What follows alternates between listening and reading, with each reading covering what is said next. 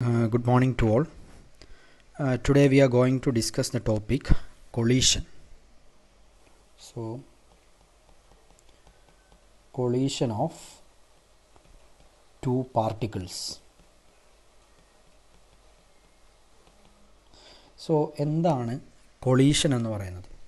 ഇപ്പോൾ നമ്മളെ സംബന്ധിച്ച് collision എന്ന് പറയുമ്പോൾ നമ്മുടെ മനസ്സിൽ വരുന്ന കാര്യം രണ്ട് വസ്തുക്കൾ തമ്മിൽ കൂട്ടിമുട്ടുന്നു. അതിനെ നമ്മൾ കൊളീഷൻ എന്നാണ് പറയുക. പക്ഷേ ഫിസിക്സ് പോയിൻ്റ് ഓഫ് വ്യൂവിൽ രണ്ട് ഒബ്ജക്റ്റുകൾ തമ്മിൽ ഡയറക്റ്റ് ഫിസിക്കൽ കോണ്ടാക്റ്റിൽ വരണമെന്ന് നിർബന്ധമില്ല അതൊരു കൊളീഷൻ ആവാൻ. സോ എന്താണ് ഒരു ഫിസിക്സ് പോയിൻ്റ് ഓഫ് വ്യൂവിൽ അല്ലെങ്കിൽ ഒരു ഫിസിസിസ്റ്റിൻ്റെ പെർസ്പെക്റ്റീവിൽ കൊളീഷൻ എന്ന് പറഞ്ഞാൽ എന്താണ്, അല്ലെങ്കിൽ രണ്ട് വസ്തുക്കൾ കൊളൈഡ് ചെയ്തു എന്ന് എപ്പോഴാണ് നമുക്ക് പറയാൻ പറ്റുക? സോ അതിനെ പറ്റിയിട്ടാണ് നമ്മളിപ്പോൾ ഡിസ്കസ് ചെയ്യുന്നത്. സോ നമ്മൾ ആദ്യം ഈ പറഞ്ഞ കൊളീഷൻ്റെ ഒരു ഡെഫിനേഷനിലേക്ക് പോവുകയാണ്. That is when to particles approach each other, when two particles approach each other, their mutual interaction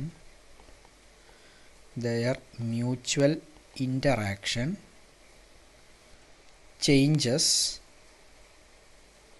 the motion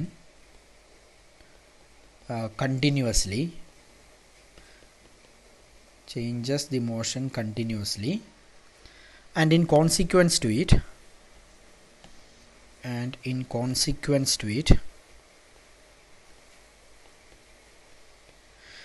their momenta are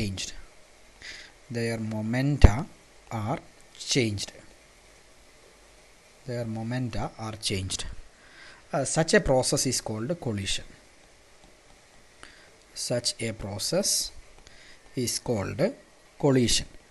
okay, അപ്പോൾ ഇതിൽ നിന്ന് കാര്യങ്ങൾ ക്ലിയർ ആണ്. അതായത് രണ്ട് വസ്തുക്കൾ തമ്മിൽ അപ്രോച്ച് ചെയ്യുന്നു, അതിൻ്റെ മ്യൂച്വൽ ഇൻ്ററാക്ഷൻ വഴിയായിട്ട് ഈ പറഞ്ഞ പാർട്ടിക്കിളുകളുടെ മൊമെൻറ്റത്തിന് ചേഞ്ച് സംഭവിക്കുന്നു.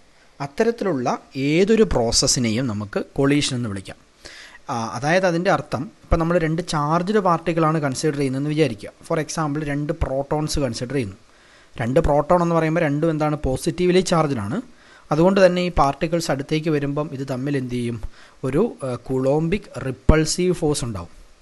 സോ ആ റിപ്പൾസീവ് ഫോഴ്സ് എന്ന് പറയുന്നതാണ് ഇവിടെ നമ്മൾ ഉദ്ദേശിക്കുന്ന മ്യൂച്വൽ ഇൻ്ററാക്ഷൻ. ഇവിടെ ഈ പറഞ്ഞ കേസിൽ ഈ പറഞ്ഞ കുളോംബിക് റിപ്പൾസീവ് ഫോഴ്സ് എന്ന് പറയുന്നതാണ് ഇത് തമ്മിലുള്ള മ്യൂച്വൽ ഇൻ്ററാക്ഷൻ എന്ന് പറയുന്നത്. അപ്പോൾ ഈ റിപ്പൾസീവ് ഫോഴ്സ് വഴി നിലവിൽ അത് സഞ്ചരിച്ചിരുന്ന അതിൻ്റെ പാത്തിന് ഡീവിയേഷൻ സംഭവിക്കാം. അതുവഴി ആദ്യം ഇതിനുണ്ടായിരുന്ന മൊമെൻറ്റത്തിന് ചേഞ്ച് സംഭവിക്കാം. സോ രണ്ട് പാർട്ടിക്കിളുകൾ പരസ്പരം കണ്ടുമുട്ടുമ്പോൾ അതിൻ്റെ മ്യൂച്വൽ ഇൻ്ററാക്ഷൻ വഴിയായി പാർട്ടിക്കിളുകളുടെ മൊമെൻറ്റത്തിന് ചേഞ്ച് സംഭവിക്കുന്നുണ്ടെങ്കിൽ അത്തരത്തിലുള്ള ഏതൊരു പ്രോസസ്സിനെയും നമുക്ക് കൊളീഷൻ എന്ന് വിളിക്കാം. സോ ഇതാണ് നമുക്ക് കൊളീഷൻ്റെ ഒരു ഡെഫിനിഷനായിട്ട് പറയാൻ പറ്റുക. So from the physics point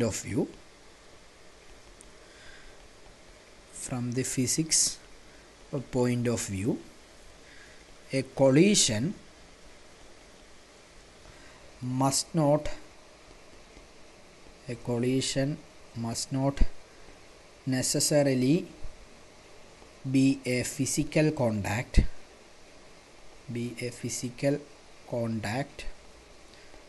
of the colliding particles.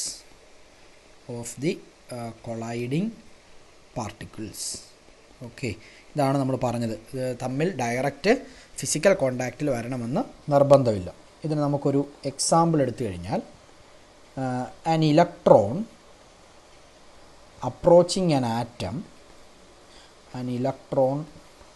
approaching an atom experiences an electrostatic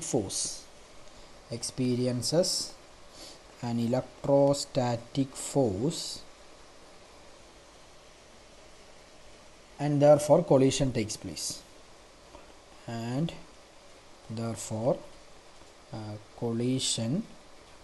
takes place. Okay, അപ്പോൾ ഇവിടെ ഒരു ഇലക്ട്രോൺ ഒരു ആറ്റത്തിനെ അപ്രോച്ച് ചെയ്യുന്ന സമയത്ത് ഈ ആറ്റത്തിലുള്ള ഫ്രീ ഇലക്ട്രോൺസുമായിട്ട് അല്ലെങ്കിൽ ആറ്റത്തിലുള്ള ഡിഫറെൻറ്റ് ഷെല്ലുകളിലിരിക്കുന്ന ഇലക്ട്രോൺസുമായിട്ട് ഈ ഇലക്ട്രോൺ എന്ത് ചെയ്യും, ഒരു കുളോംബിക് ഫോഴ്സ് എക്സ്പീരിയൻസ് ചെയ്യും, എന്ന് വെച്ചാൽ ഒരു റിപ്പൾസീവ് ഫോഴ്സ് എക്സ്പീരിയൻസ് ചെയ്യും. സോ ആ റിപ്പൾസീവ് ഫോഴ്സ് വഴി ആദ്യം ഈ ഇലക്ട്രോൺ വന്നിരുന്ന അതിൻ്റെ പാത്തിന് ഡീവിയേഷൻ സംഭവിക്കാം. അതുപോലെ തന്നെ ഈ ഇലക്ട്രോണും അതുപോലെ തന്നെ ആറ്റത്തിൻ്റെയും മൊമെൻറ്റത്തിന് ചേഞ്ച് സംഭവിക്കാം. സോ ഇത്തരത്തിലുള്ള ഏതൊരു പ്രോസസ്സും നമുക്ക് കൊളീഷനാണ് എന്ന് പറയാം. ഓക്കെ, സോ നമ്മളതിൻ്റെ ഡീറ്റെയിൽസിലേക്ക് വരികയാണ്. ഒരു എക്സാമ്പിളായിട്ട് നമുക്കിങ്ങനെ കൺസിഡർ ചെയ്യാം. Let us consider two particles of masses m1 and m2 moving with velocities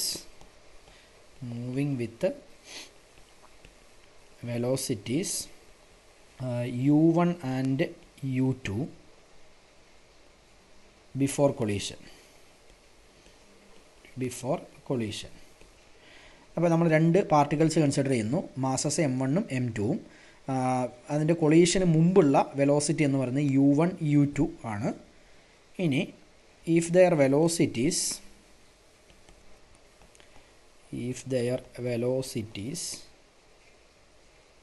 after collision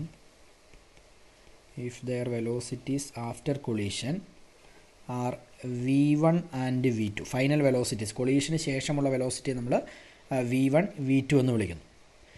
അങ്ങനെയാണെങ്കിൽ according to law of conservation of linear momentum, നമ്മൾ ഓൾറെഡി ഡിസ്കസ് ചെയ്തതാണ്. According to law of conservation of linear momentum, നമ്മൾ law of conservation of linear momentum പറഞ്ഞിരുന്നു. അതെന്താണ്, even Newtonian mechanics fail ചെയ്യുന്ന കണ്ടീഷൻസിൽ വരെ conservation of momentum എന്ന് പറയുന്നത് valid ആണെന്നും അതൊരു യൂണിവേഴ്സൽ ലോ ആണെന്നും നമ്മൾ പറഞ്ഞിരുന്നു.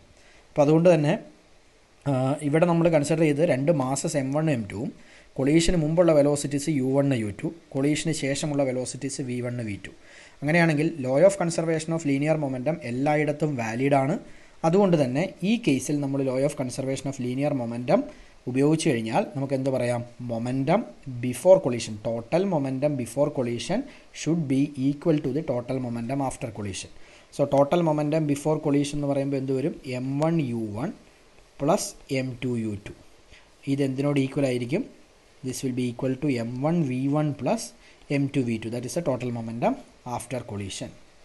ഓക്കെ, അപ്പോൾ ഈ law of conservation of linear momentum എന്ന് പറയുന്നത് ഏതൊരു കൊളീഷൻ പ്രോസസ്സ് എടുത്താലും അത് സെയിം ആയിരിക്കും. അതായത് എല്ലായിടത്തും law of conservation of linear momentum valid ആയിരിക്കും എന്നുള്ള കാര്യം ഓർക്കുക.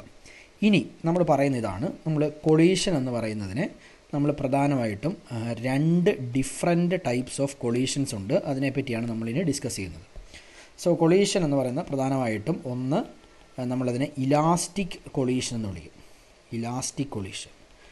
രണ്ടാമത്തത് ഇൻഇലാസ്റ്റിക് കൊളീഷൻ എന്ന് വിളിക്കും. അപ്പോൾ എന്താണ് ഈ ഇലാസ്റ്റിക് കൊളീഷനും ഇൻഇലാസ്റ്റിക് കൊളീഷനും തമ്മിലുള്ള ഡിഫറൻസ് എന്താണെന്നുള്ളതാണ് ഇനി നമ്മൾ പറയുന്നത്. ഓക്കെ, സോ ഫസ്റ്റ് നമ്മൾ ഇലാസ്റ്റിക് കൊളീഷൻ എന്താണെന്ന് പറയാം. Okay, so if the collision is perfectly elastic, ഏതെങ്കിലും ഒരു കൊളീഷൻ പെർഫെക്റ്റ്ലി ഇലാസ്റ്റിക് ആകണമെങ്കിൽ എന്തായിരിക്കണം അത് സാറ്റിസ്ഫൈ ചെയ്യേണ്ട കണ്ടീഷൻ എന്നാണ് പറയുന്നത്. So if the collision is perfectly elastic, the total kinetic energy of the particles is not changed. The total kinetic energy of the particles is not changed by the collision. The total kinetic energy of the particles is not changed by the collision.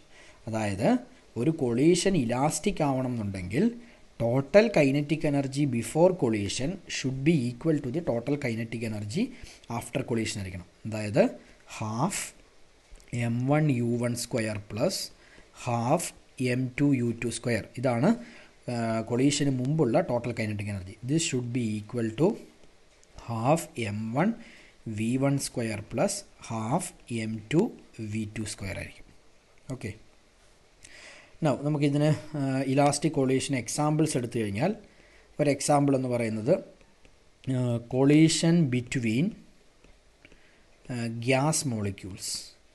Collision between gas molecules തമ്മിലുള്ള collisions ഒക്കെ തന്നെ elastic ആയിരിക്കും.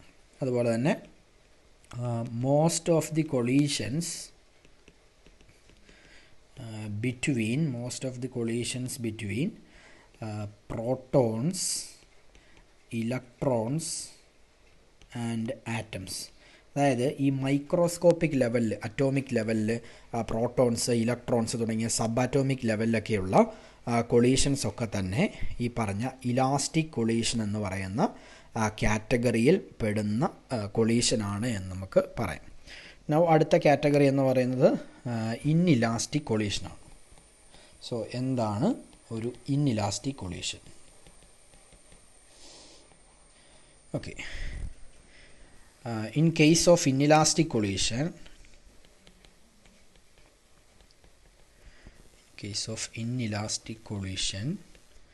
a part of kinetic energy is converted into some other forms.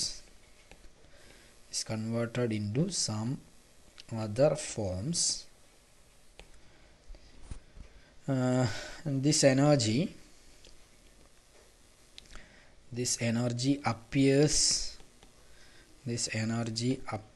in the form of heat in larger particles. അതൊരു പോസിബിലിറ്റിയാണ് പറയുന്നത്. അതായത് കാര്യം ഇത്രയേ ഉള്ളൂ, ഇലാസ്റ്റിക് കൊളീഷൻ ആണെങ്കിൽ കൈനറ്റിക് എനർജി കൺസേർവ്ഡ് ആയിരിക്കും എന്ന് പറഞ്ഞു. അതേസമയം ഇൻഇലാസ്റ്റിക് കൊളീഷൻ ആണെങ്കിൽ ഇവിടെ കൈനറ്റിക് എനർജി എന്ന് പറയുന്നത് കൺസേർവ്ഡ് ആയിരിക്കില്ല. എന്ന് വെച്ചാൽ total kinetic energy before collision, that is half m1u1² plus half m2u2² എടുത്തു കഴിഞ്ഞാൽ after collision total kinetic energy is half m1v1² plus half m2v2² ആണ്. ഇത് തമ്മിൽ ഈക്വൽ ആയിരിക്കില്ല എന്നുള്ളതാണ് ഈ പറഞ്ഞ ഇൻഇലാസ്റ്റിക് കൊളീഷൻ്റെ പ്രത്യേകത. അതായത് total kinetic energy before collision is not equal to the total kinetic energy after collision. അപ്പോൾ ഈ പറഞ്ഞ എന്തുകൊണ്ടാണ് ഈ കൈനറ്റിക് എനർജിയിൽ ഒരു ഡിഫറൻസ് വരുന്നത്, എന്തുകൊണ്ട് ഇത് ഈക്വൽ ആവുന്നില്ല എന്നുള്ളതാണ് ഇനി നമ്മൾ പറയുന്നത്. അപ്പോൾ ചില കേസുകളിലൊക്കെ നമ്മൾ ഈ ലാർജർ ബോഡീസ് തമ്മിലുള്ള കൊളീഷൻസിലൊക്കെ രണ്ട് വസ്തുക്കൾ, ആദ്യത്തെ കൈനറ്റിക് എനർജി ഹാഫ് m1u1² ഉണ്ട്, രണ്ടാമത്തെ വസ്തുവിൻ്റെ കൈനറ്റിക് എനർജി ഹാഫ് m2u2² ആണ്. ഇത് തമ്മിൽ കൊളൈഡ് ചെയ്യുന്ന സമയത്ത് ഈ കൊളീഷൻ കൊണ്ട് ചിലപ്പോൾ ഈ കൈനറ്റിക് എനർജി മറ്റ് ഫോംസിലേക്ക് കൺവേർട്ട് ചെയ്യപ്പെടാം. അതാണ് നമ്മളിപ്പോൾ പറഞ്ഞത്. എന്ന് വെച്ചാൽ ഫോർ എക്സാമ്പിൾ കൊളീഷൻ വഴിയായിട്ട് ഹീറ്റ് ഫോം ചെയ്യപ്പെടാം. രണ്ട് വസ്തുക്കൾ തമ്മിൽ കൂട്ടിയിടിക്കുമ്പോൾ അവിടെ ഹീറ്റ് എനർജി ലിബറേറ്റ് ചെയ്യപ്പെടാം. അപ്പോൾ ഇവിടെ ഈ പറഞ്ഞ കൈനറ്റിക് എനർജിയാണ് എന്തായിട്ട് കൺവേർട്ട് ചെയ്യപ്പെടുന്നത്, ഈ ഹീറ്റ് എനർജി ആയിട്ട് കൺവേർട്ട് ചെയ്യപ്പെടുന്നത്. അതുകൊണ്ട് തന്നെ total kinetic energy before collision എന്ന് പറയുന്നത് പലപ്പോഴും ടോട്ടൽ കൈനറ്റിക് എനർജി ആഫ്റ്റർ കൊളീഷനോട് ഈക്വൽ ആവില്ല ഇൻ നോർമൽ മാക്രോസ്കോപ്പിക് വേൾഡിൽ. ഓക്കെ, സോ അത്തരത്തിലുള്ള കൊളീഷൻസിനെയാണ് നമ്മൾ ഇൻഇലാസ്റ്റിക് കൊളീഷൻ എന്ന് വിളിക്കുന്നത്. ഓക്കെ, അപ്പോൾ ഇവിടെ എന്താണ് സംഭവിക്കുന്നത് എന്നുള്ളതാണ് പറയുന്നത്. That is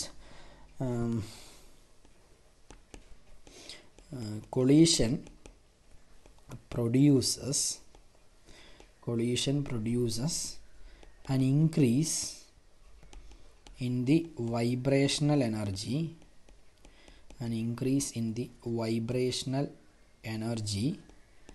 of the constituent atoms.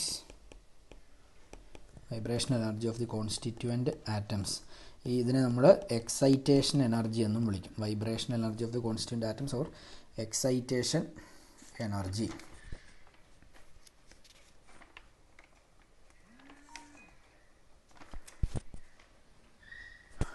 Therefore the final kinetic energy of the system is thus reduced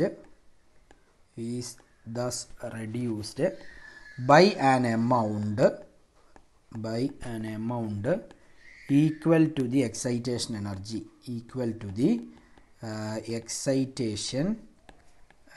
energy, therefore നമുക്ക് എന്ത് പറയാം, ഈ പറഞ്ഞ initial total kinetic energy before collision half m1u1² plus half M2 U2 square എന്ന് പറയുന്നത് equal to this half M1 V1 square plus half M2 V2 square plus some excitation energy E എന്നുകൂടി എഴുതേണ്ടി വരും. അതായത് രണ്ട് വസ്തുക്കൾ, ഇപ്പോൾ ഞാൻ ഫോർ എക്സാമ്പിൾ ഇങ്ങനെ കൺസിഡർ ചെയ്യുകയാണ്. ഒരു ബോഡി എ എന്ന് പറയുന്നൊരു ബോഡി, മറ്റൊരു ബോഡി ബി എന്ന് പറയുന്നൊരു ബോഡി. ഇത് U1 വെലോസിറ്റിയിൽ ആദ്യം മൂവ് ചെയ്യുന്നു, ബി U2 വെലോസിറ്റിയിൽ ആദ്യം മൂവ് ചെയ്യുന്നു. ഇത് തമ്മിൽ എന്ത് ചെയ്യുന്നു? കൊളൈഡ് ചെയ്യപ്പെടുന്നു. ഓക്കെ, ഈ എയും ബിയും തമ്മിൽ കൊളീഷൻ നടക്കുന്നു. അപ്പോൾ ഇങ്ങനൊരു കേസ് നമ്മൾ കൺസിഡർ ചെയ്ത് കഴിഞ്ഞാൽ ഇവിടെ ഈ പറഞ്ഞ ആറ്റംസ്, നമ്മൾ ഈ വസ്തു കൺസിഡർ ചെയ്യുമ്പോൾ M1 മാസ്സുള്ള ബോഡി, അതുപോലെ തന്നെ M2 മാസ്സുള്ള ബോഡി, ഈ ഓരോ ബോഡിയിൽ എന്തുണ്ട്? ഇത് കുറേ ആറ്റംസ് കൂടി ചേർന്നിട്ടാണ് ഇതുണ്ടായിരിക്കുന്നത്. ഇതിൻ്റെ കോൺസ്റ്റിറ്റ്യുവൻ്റ് പാർട്ടിക്കിൾസ് എന്ന് പറയുന്നത് ആറ്റംസാണ്. അപ്പോൾ നമ്മൾ ഓരോ ആറ്റം എടുത്തു കഴിഞ്ഞാൽ ആറ്റത്തിന് അതിൻ്റേതായ വൈബ്രേഷണൽ എനർജി ലെവൽസ് ഉണ്ട്. സോ അതുകൊണ്ട് തന്നെ ഈ വസ്തുക്കൾ തമ്മിൽ കൊളൈഡ് ചെയ്യുന്ന സമയത്ത് ഇതിൻ്റെ വൈബ്രേഷണൽ എനർജി ലെവൽസിൽ എക്സൈറ്റേഷൻ സംഭവിക്കുന്നു. അല്ലെങ്കിൽ ഇതിൻ്റെ ആറ്റം എന്ത് ചെയ്യുന്നു? അതിൻ്റെ വൈബ്രേഷണൽ എനർജി ലെവൽസിന് എക്സൈറ്റേഷൻ സംഭവിക്കുകയും this atoms will move to an excited state. അപ്പോൾ ഇത് എക്സൈറ്റേഷൻ സംഭവിക്കുന്നു. അതാണ് നമ്മൾ മുമ്പേ പറഞ്ഞ ഹീറ്റ് എനർജിയൊക്കെ ആയിട്ട് എന്ത് ചെയ്യാം? ഈ പറഞ്ഞ കൊളീഷൻ വഴി കൈനറ്റിക് എനർജി ഹീറ്റ് എനർജിയൊക്കെ ആയിട്ട് കൺവേർട്ട് ചെയ്യപ്പെടാമെന്ന് പറയുന്നത്. അപ്പോൾ ഇവിടെ ആദ്യം ഉണ്ടായിരുന്ന ടോട്ടൽ കൈനറ്റിക് എനർജി എന്ന് പറയുന്നത് half M1 U1 square plus half M2 U2 square ആണ്.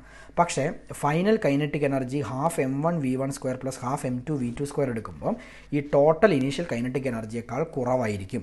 അതായത് ഇതിൻ്റെ ആദ്യം ഉണ്ടായിരുന്ന കൈനറ്റിക് എനർജിയിലെ ഒരു പാർട്ട് എന്തായിട്ട് കൺവേർട്ട് ചെയ്യപ്പെട്ടു? ഇവിടെ ഈ പറഞ്ഞ എക്സൈറ്റേഷൻ എനർജി ആയിട്ട് കൺവേർട്ട് ചെയ്യപ്പെട്ടു. അതായത് ആ എനർജി, കൈനറ്റിക് എനർജി ആ ആറ്റത്തിൻ്റെ അല്ലെങ്കിൽ ആറ്റത്തെ എന്ത് ചെയ്യാൻ വേണ്ടി യൂസ് ചെയ്തു? എക്സൈറ്റ് ചെയ്യാൻ വേണ്ടി യൂസ് ചെയ്തു.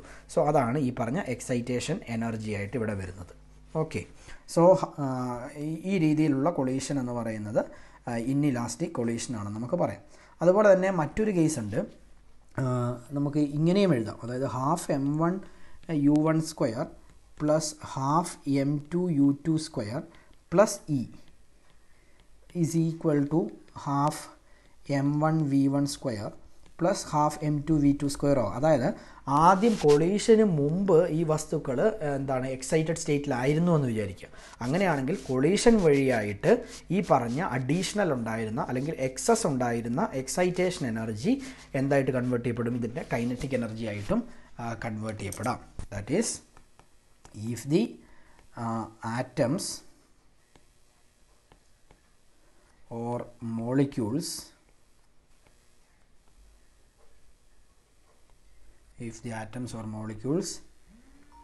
may be in the excited state,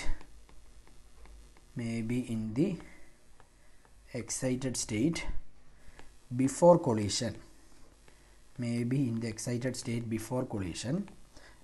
and during the collision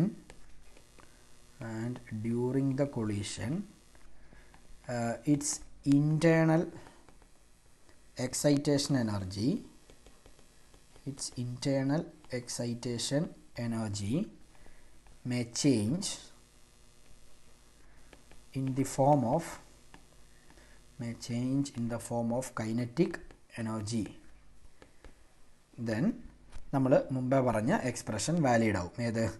ഈ പറഞ്ഞ എക്സ്പ്രഷൻ വാലിഡ് ആവും. അതായത് ആദ്യം ഈ പറഞ്ഞ വസ്തുക്കൾ എക്സൈറ്റഡ് സ്റ്റേറ്റിലായിരുന്നു, അതിൻ്റെ കൊളീഷൻ വഴിയായിട്ട് ഈ എക്സൈറ്റേഷൻ എനർജി എന്തായിട്ട് കൺവേർട്ട് ചെയ്യുന്നു?